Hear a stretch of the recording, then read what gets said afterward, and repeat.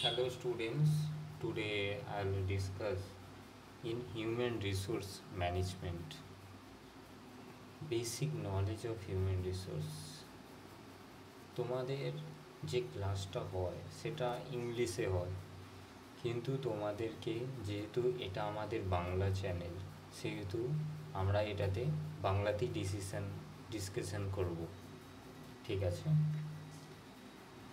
চলো। Human resource management is a strategic approach to managing people within an organization, focusing employee performance to meet the employer's strategic objectives. What is human resource? Human resource is a strategic approach কি না একটা strategic বানানো যেটাকে manage করছে কি people's, মানে যারা একটা এমপ্লয়ি থাকে কোম্পানির মধ্যে তাদেরকে ম্যানেজ করাই হলো একটা এইচআরের কাজ। এইচআর হলো হিউম্যান রিসোর্স ম্যানেজমেন্ট, আমরা ছোট করে এইচআর বলি। এবার প্রত্যেকটা অর্গানাইজেশনে একটি করে এইচআর থাকেন, যারা প্রত্যেকটা এমপ্লয়িজকে, এখানে বলছি it's focus maximizes the employee performance, তাদের মেন যে ফোকাস থাকে এমপ্লয়ের থেকে কাজ বের করা বা কাজ নেওয়া, তা আবার কি ম্যাক্সিমামভাবে। মানে ধরো একটা বিস্কিট ফ্যাক্টরি যেখানে এমপ্লয়ি আছে দুটো, ধরো তারা মিনিমাম ধরো 100টা, মানে মিনিমাম আমি একটা অ্যামাউন্ট বলছি, 100টা করে বিস্কুট তারা বানাচ্ছে ও প্যাকিং করছে। সেখানে তাদেরকে মোটিভেট করে সেখানে 120টা, মানে 120 প্লাস সেন্ট তোমার বিস্কিটস বানাচ্ছে। তো এই যে বিস্কিটটা বানালো, যে এক্সট্রা যে 20 প্লাস যে বিস্কিট বানাচ্ছে সেটাই হলো তোমাদের ম্যাক্সিমাই। এমপ্লয়ীদেরকে মানে মোটিভেশন দিয়ে তাদের পারফরমেন্সটাকে গ্রোথ করাই হলো একটা এইচআরের main focus, to meet the employee strategic objectives. প্রত্যেকটা এইচআরের কাজ হলো তাদের যে অর্গানাইজেশন গোল তার একটা স্ট্র্যাটেজিক্যালি একটা অবজেক্টিভ রেখে দেওয়া, যে আমার যে এমপ্লয়ি আছে এতটা কাজ তুলছে, তাদেরকে কিভাবে আরও বুস্ট করা যায়, তাদেরকে কিভাবে আরও ট্রেনিং দিয়ে তাদেরকে আরও যাতে সহজভাবে তারা সেই কাজটাকে পরিমাপ করতে পারে ও সেটাকে সঠিকভাবে কাজটাকে পূরণ করতে পারে, সেটাই এখানে বলতে চেয়েছে। তারপরে দেখো, HRM is the art of purchasing the developing and maintaining the complementary workforce to achieve organization goal. যেমন বললাম, দেখো এইচআরএম হলো একটা আর্ট,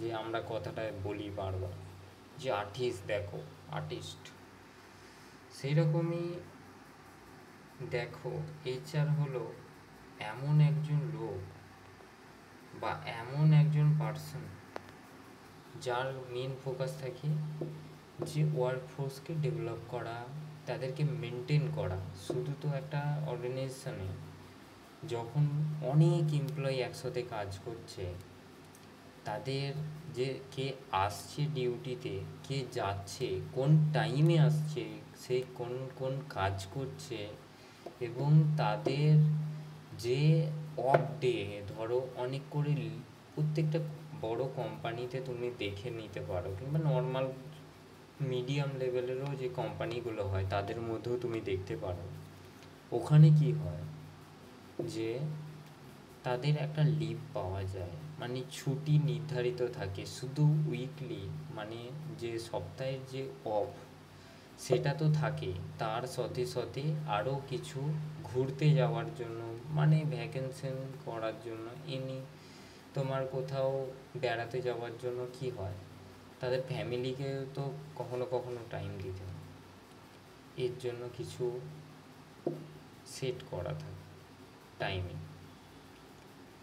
তো এই টাইমিং বা লিভ এটাকে মেনটেন করা একটা এইচআরের কাজ।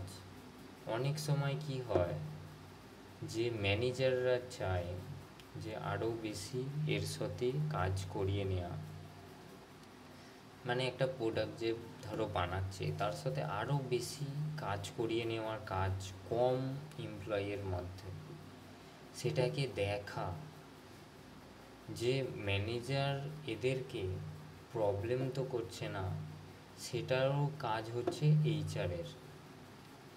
তো HR is very important for every organisation, don't forget, everyone we follow it, okay? So next check করো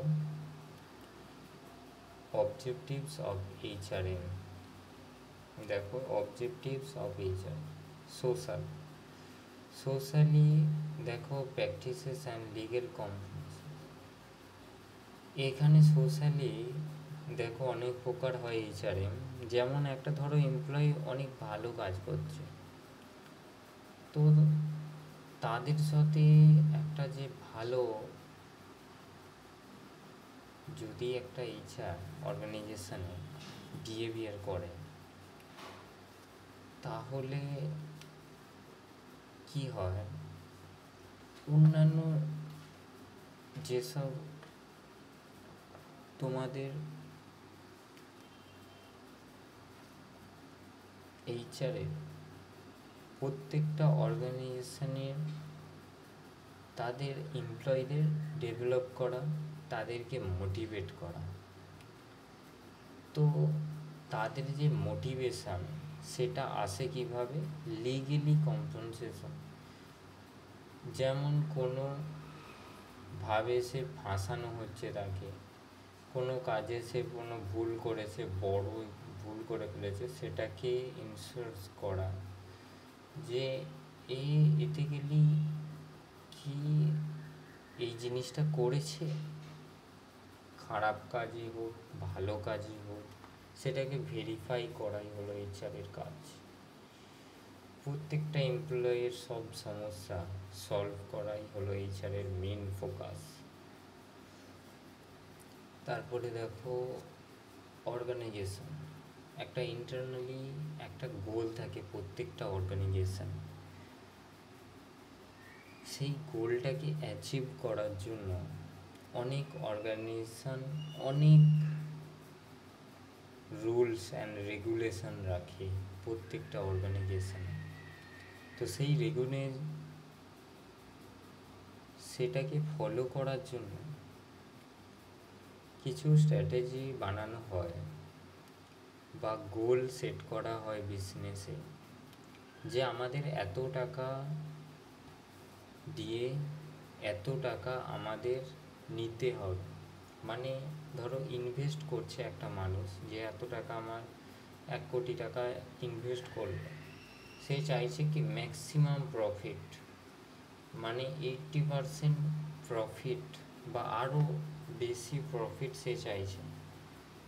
তো পুরোটা তো অ্যাচিভ করা সম্ভব নয় 100%, কিন্তু কিছুটা হলেও অ্যাচিভ করার জন্য ম্যাক্সিমাম যে বিজনেসের গোল সেটাকে অ্যাচিভ করার জন্য অনেক এইচআররা স্ট্র্যাটেজিক বানায়। যেমন এমপ্লয়ীদের মোটিভেশন, ট্রেনিং, আরও ডেভেলপমেন্ট, এবং তাদের যে খুশি, মানে তাদেরকে every time smile in the face, এটাকে বজায় রাখার জন্য অনেক সময় অর্গানাইজেশনের মধ্যে বিভিন্ন প্রকার পার্টির অর্গানাইজ করা হয়, যেখানে তাদের মোটিভেশন করা হয়, তাদেরকে অনেক গিফট দেওয়া হয়, যারা ভালো কাজ করছে তাদেরকে সার্টিফিকেট দেওয়া হয়, তাদেরকে হাততালি দিয়ে, তোমরাও দেখেছো নিশ্চয়ই, তাদেরকে মানে একটুখানি তাদেরকে মোটিভ করা হয়, মোটিভেশনের জন্য এইচআর করা হয়। কিসের জন্য না, বিজনেসের গোলটাকে অ্যাচিভ করার জন্য। তারপরেই দেখো functional, maintain HR contribution in the optimal level. ফাংশানে দেখো অনেক কিছুই আছে, যেমন ইএসআই আছে, যেমন যাদের স্যালারি 21,000 টাকা, 21,000 আন্ডার, তাদের কি হয়, তাদের একটা অ্যাক্সিডেন্টাল বেনিফিট, একটা গভর্নমেন্ট থেকে রুলস আছে যেটা করতেই হয়। তাদের জন্য ইএসআই থাকে, মানে একটা হসপিটালের সাথে থাকে, ইএসআই হসপিটাল, তোমরা নাম শুনেছো নিশ্চয়ই। এর সাথে সাথে আরও কি থাকে, পিএফ থাকে। ওটা কি, যখন তোমাদের বয়স হয়ে যাবে তখন সেই বয়স হওয়ার পর একটা পেনশন তো রাখতে হবে, মানে একটা সুরক্ষিত একটা টাকা, যেটা অনেক সময় কি হয় সবাই মেনটেন করে না। অনেক ফ্যামিলি আছে যারা কম টাকাতে যেহেতু করছে, তারা ওইটাতেই পুরোটাই খরচা করে ফেলে। তো এর জন্য কি করে, প্রত্যেকটা গভর্নমেন্টের রুলস করা হয়েছে যে কিছু কিছু টাকা, 500 টাকা, 700 টাকা, 1000 টাকা, 2000 টাকা, যার যেমন টাকার সেরকম কোম্পানি 30% দেবে, আর 13%, বাট কোনো কোনো কোম্পানি 12% দেয়, এটা কনফার্ম। আর এমপ্লয়ির কাছ থেকে স্যালারি থেকে 12% কেটে নেওয়া হয়, বা 13% যে কোম্পানি যেমন তাদের রুলস থাকে, তাদের সেই রুলস অনুযায়ী কেটে নেওয়া হয়। তো এটাকেই কন্ট্রিবিউশন বলা হয়েছে। এটাকে বিভিন্ন লেভেল থাকে, প্রত্যেকটা এমপ্লয়িরও যেমন একটা লেভেল থাকে।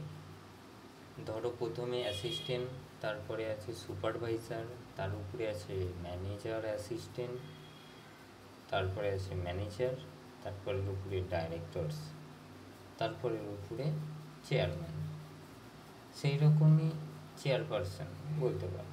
সেরকমই এখানেরও কিছু লেভেল থাকে এইচআরের ফাংশানে। তাদের সেই লেভেলটাকে বজায় রেখে কাজ করে যেতে হয়, ও এমপ্লয়ীদেরকে প্রত্যেকটা জিনিসে মেনটেন করতে হয়। ফাংশনালি তাদের মেনটেন করতে হয়, যাতে কোনো এমপ্লয়ির কোনো সমস্যা হলে তাকে ডাইরেক্টলি সলভ করে দেওয়া যায় লাইভে। তারপরে দেখো personal, supporting employee growth and satisfaction. Personally তাদেরকে মোটিভ করা, তাদের ডিপার্টমেন্টে গিয়ে বা তাদের সাথে ডাইরেক্টলি কথা বলে তাদেরকে মোটিভ করা,